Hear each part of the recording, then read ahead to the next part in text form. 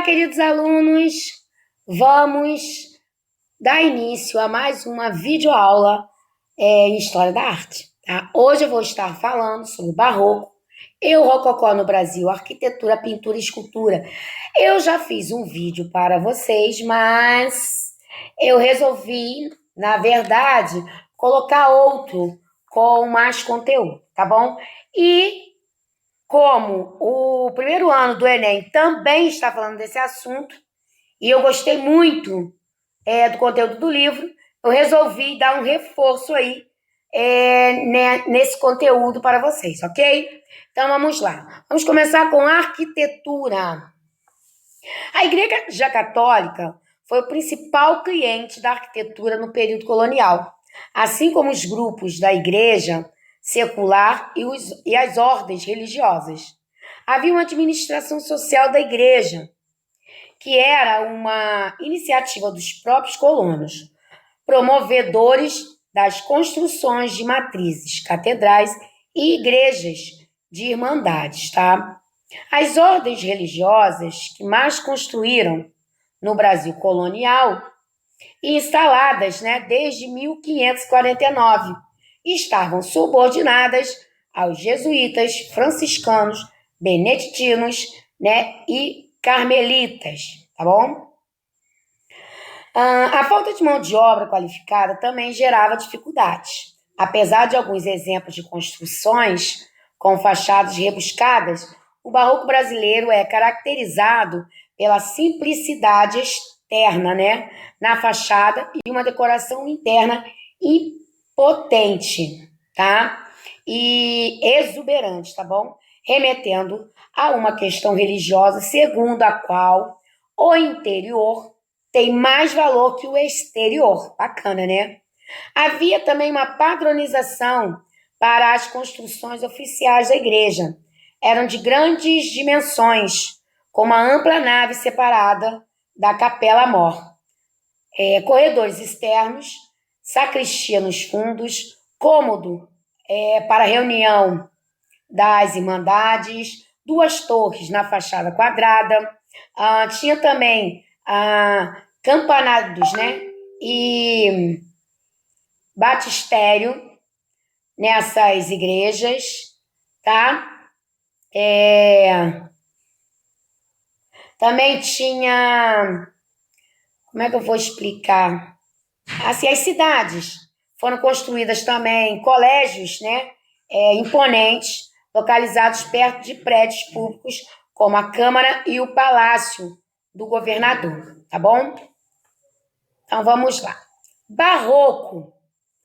Eu já falei do Barroco, mas é só para dar uma lembrança, assim, né? Então, vamos lá. Entre as principais características do Barroco, que teve início em Roma, estão o ornamento exuberante, abundante, a complexidade nas fachadas e plantas, a decoração interna exuberante, todas as paredes eram preenchidas, tá, gente, decorada, o uso de pedras preciosas e materiais nobres como mármore, ouro e bronze. O Barroco foi um grande movimento e suas características teatrais existiam em todos os âmbitos artísticos.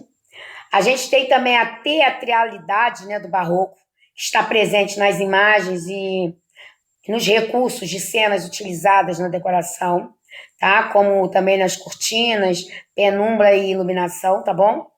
O Barroco no Brasil teve início em 1670, tá? Na Capela Dourada de Recife, com a planta regular, tá bom? O Barroco brasileiro pode ser dividido em partes distintas. A primeira delas, conhecida como estilo nacional, durou entre os anos de 1700 a 1730, então foram 30 anos. Esse estilo tem a fachada simples, pilastras interligadas, ornamentos em pássaros, tá? Folhas, estrutura de pirâmide, nos degraus, forros como caixotões, tá? E pintura de alta qualidade e requinte, ok? O estilo joanino de 1726, aparece também no Rio de Janeiro, tá? Com Dom João V. A gente tem também o mais importante pintor brasileiro de perspectiva em teto foi José Joaquim da Rocha, tá bom? E em Recife, João de Deus, o Sepulveda, tá? Pintou. A gente tem também aí a dinastia, né? E, no caso, o Araújo, José Soares do Araújo, pintou também os tetos, né, da igreja de Diamantina, e o Manuel da Costa, Ataíde, que fez o mesmo em Sabará, tá bom? Ouro Preto e outras cidades mineiras. Temos também Aleijadinho, né, claro, que é o mais conhecido aí, está incluso também, tá bom?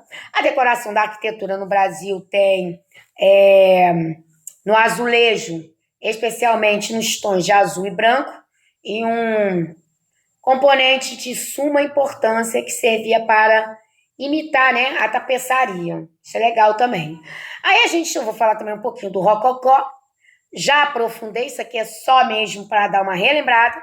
A princípio foi rejeitado, né, nas construções religiosas, mas entretanto passou a ser utilizado como estilo religioso de caráter mais leve, simples, né? Na arquitetura o pé direito é mais baixo, tá bom? As janelas são amplas para facilitar a iluminação. A gente tem aí também o rococó, pode ser observado em Minas Gerais, Pernambuco e Rio de Janeiro, na segunda metade, tá, gente? Do século XVIII e início do século XIX. O Rio de Janeiro, primeiro a adotar o estilo tem matriz em Santa Rita. Então, o Rio de Janeiro foi o primeiro a adotar o estilo barroco rococó, como também o antigo exemplo de... a gente chama também de rococó brasileiro, né? São colunas retas, frontão, com linhas sinuosas, anjos ajoelhados, intervalos, né, assim, irregulares, né? Que dão elegância às igrejas, tá? Muito bacana isso. E em Minas Gerais, o rococó se estendeu por todo o período, assim, um período bem maior, e pois essa região não acrescentou exemplos de arquitetura neoclássica. O rococó mineiro é o mais amplo e tem como principal artista Antônio Francisco Lisboa. Quem é? Como eu falei, Aleijadinho. Tá bom? E aí, as portas escultóricas, né, em pedra-sabão, foram criadas pelo artista locais do estilo, tá? E aí, a gente tem a primeira Academia de Belas Artes no Brasil, que é de 1836, e tinha como objetivo a manufatura, tá? A cartografia, desenhos urbanos e delimitação das fronteiras, tá bom? O desenho para os portugueses, né, tinha como essência a instrumentalidade, que era primordial para a arquitetura. Então, essa Escola de Belas Artes no Brasil surge com força. Lembrando também que eu falei, a gente vai ter também a questão da missão artística francesa, tá? E expedições para a Amazônia, desenhistas como Alexandre Rodrigues foram treinados para ilustrar, né, no diário as áreas da botânica, da zoologia e da etnografia, tá bom? Seus registros de suas anotações mostravam rios, agriculturas e vilas, como era, né, na verdade, o Brasil aqui. Brasil colônia, claro, né, gente? A expedição também foi organizada pelo Frei Joaquim, né, José de Miranda. A gente tem também as gravuras, foram feitas em oficina de Eloís Senefelder, tá bom? O inventor da biografia, que ele inventou a biografia em 1827, tá bom? Com a mudança da família real para o Brasil, trouxe artistas e pessoas com habilidades de desenho, formando a representar, né, a forma de representar a natureza do Brasil foi transformada. Um exemplo é a missão austríaca e também a missão artística francesa, tá? Não vamos esquecer isso. Casamento da duquesa Leopoldina de Habsburgo com o príncipe, né, Pedro de Alcântara, tá bom? Então, quando essa missão da Áustria vem para cá, também dá um auge assim no Brasil, tá? No Brasil colônia.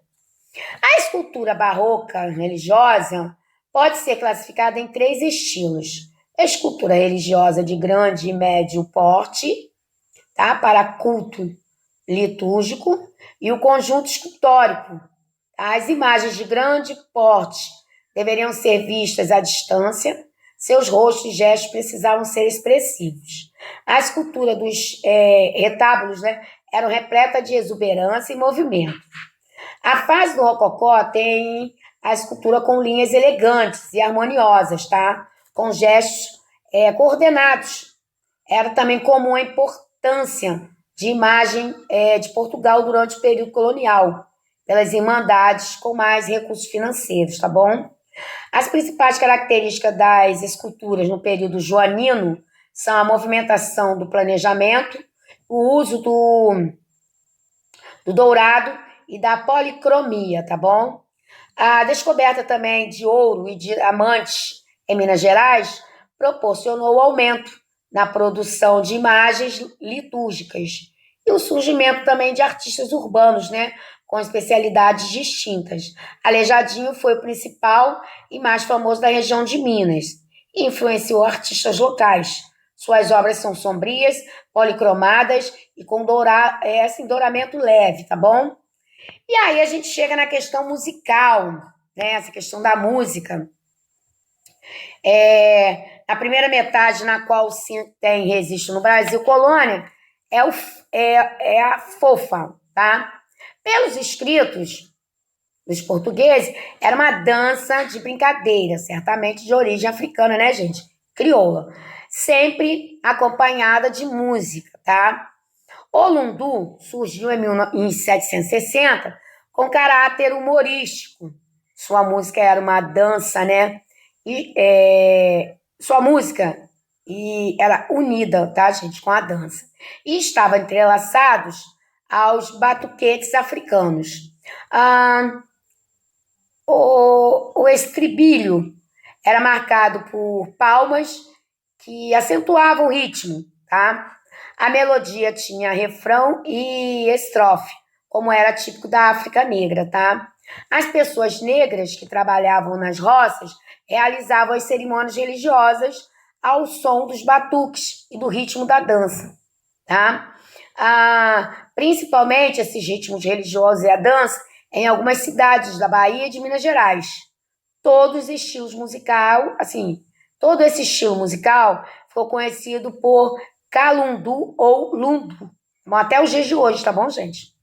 A dança também era executada para diversão nos terceiros.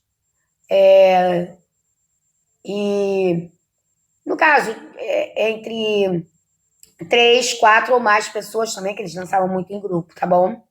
A gente tem também aí o lundu, não era aceito na sociedade, muitas vezes por conta da discriminação racial, tá bom? Havia batidas policiais contra o que eram chamado como diabólico fogueto. No caso, eles falavam que essa música era um diabólico fogueto, tá? E mesmo os brancos eram reprimidos na prática dessa dança. Então, até os brancos também não poderiam dançar, tá? E essa dança estava associada com seu caráter religioso afro-negro, tá? Nesse período, nota-se também a proibição das danças, assim como o fandango na Espanha e a fofa em Portugal. O lundu tornou-se, no Brasil, uma dança de classes vista como baixas.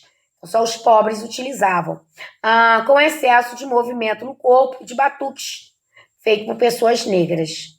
A popularização do lundu em Portugal fez com que essa dança se transformasse em uma espécie de cantiga de moda, ou modinha de salões nobres, tá? Logo depois, é claro, né? Aí a gente tem logo depois o fado no Brasil. É que ele surge no Brasil e foi levado para Portugal, tá? É uma dança suíte, semelhante ao fandango. O primeiro registro é datado de 1817, no Rio de Janeiro. O fado possui alguns momentos com ritmos básicos, com alguma transformação, né? Alguma transformação. Acompanhados também com cantos e coro improvisados, tá bom? Por volta de 1800, o fado passou a agregar textos poéticos ou amorosos, tá? Normalmente em quadras que, assim, que eles iam para se divertir, tá bom? Como uma espécie de... Cadê? Como é que eu vou explicar? Uma espécie de salão, tá? Como se fosse uma espécie de salão. Aí,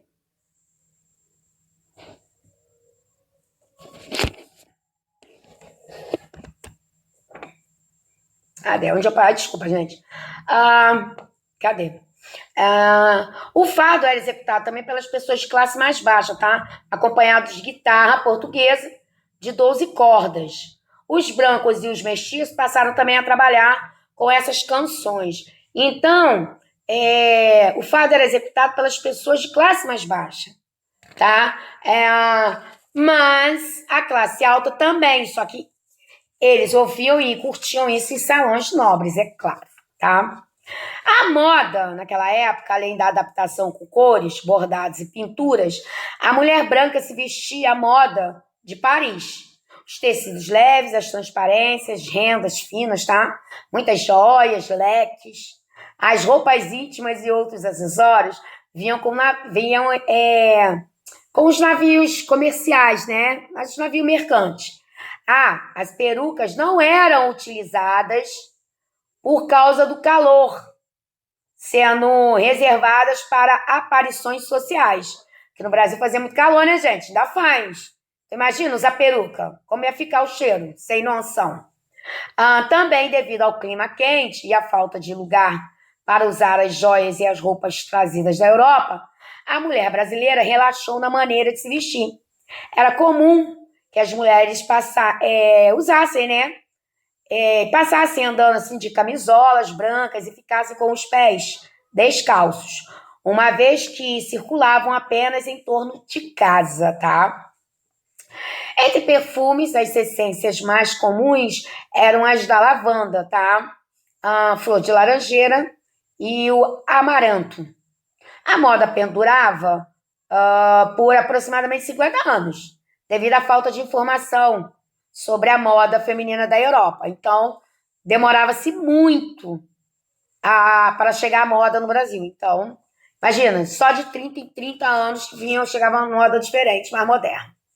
A roupa da classe considerada baixa era mais clara e mais modesta. O racismo contra pessoas escravizadas era tão evidente que foi proibido que essas pessoas utilizassem seda, rendas ou qualquer enfeite de ouro e prata, mesmo nos trajes de festas. Olha que loucura, hein? Muito preconceito, né? A França influenciou muito a moda brasileira, tá? Vestidos como saias muito rodadas e armação interna, joias, sapatos e acessórios.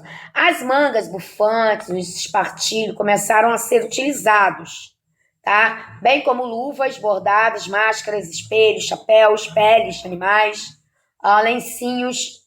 Os cabelos ficaram mais longos, com ondas e franjas. Geralmente eram deixados soltos, tá? As rendas de seda, cetim e brocado eram os tecidos mais utilizados, mas as cores básicas continuavam em uso, tá? Mais novo pigmento chegaram à modelagem, como o salmão, azul turquesa, o marrom escuro, o cinza e o preto, sendo essa última, no caso o preto, a mais elegante de todos, tá? As roupas das crianças que sofriam com a moda rebuscada era miniatura das dos adultos, tá bom? A Holanda influenciou também no que é chamado hoje de roupa de cama ou roupa de casa, inserindo rendas, bordados brancos e azulados para enfeitar o linho, tá? No caso das roupas de cama. Da África veio uma espécie de chale, que era usado sobre o ombro, além de brincos grandes, miçangas, colares e estampas com listras. As mestiças que ocupavam o interior do país, como o sertão, utilizavam vestimentas mais masculinas, com camisa de algodão cru, né, calça bombocha, botas e bandana na cabeça. O ciclo do ouro fez também, assim, uma grande transformação na moda, tá? A roupa feminina, por exemplo, da Europa transformou-se muito entre os anos 70 e 1800, com excesso de volume nos estilos barroco e rococó. O iluminismo refletiu-se na moda europeia. As mulheres buscavam um modo de viver mais racional, que transpassava, né? E a forma de se vestir e adornarem, tá bom? Até a Revolução Francesa, festas e comemorações com a participação das mulheres nos grandes salões eram abundantes na corte daquele país. A moda francesa era predominante no mundo, tá? Apontando tendências para vestes, né? A decoração e os costumes da época. Então, só a roupa parisiense fazia maior sucesso. As brasileiras de todo o país buscavam acompanhar essa moda, mas as cariocas lançavam, né, tendências com criações originais. Enquanto a moda na Europa demorava para chegar no Brasil, as cariocas criavam arranjos e adereços diferenciados, tá? Toda novidade da Europa chegava no Brasil com muito, gente, mas muito atraso. E principalmente sobre a influência da rainha, tá? A Maria Antonieta, que ela sempre mandava trazer os vestidos de Paris, da Europa, né? Mas demorava, gente, muito, muito, muito mesmo, tá? E aí a gente chega na questão do teatro no Brasil. Surgiu associado à religião católica.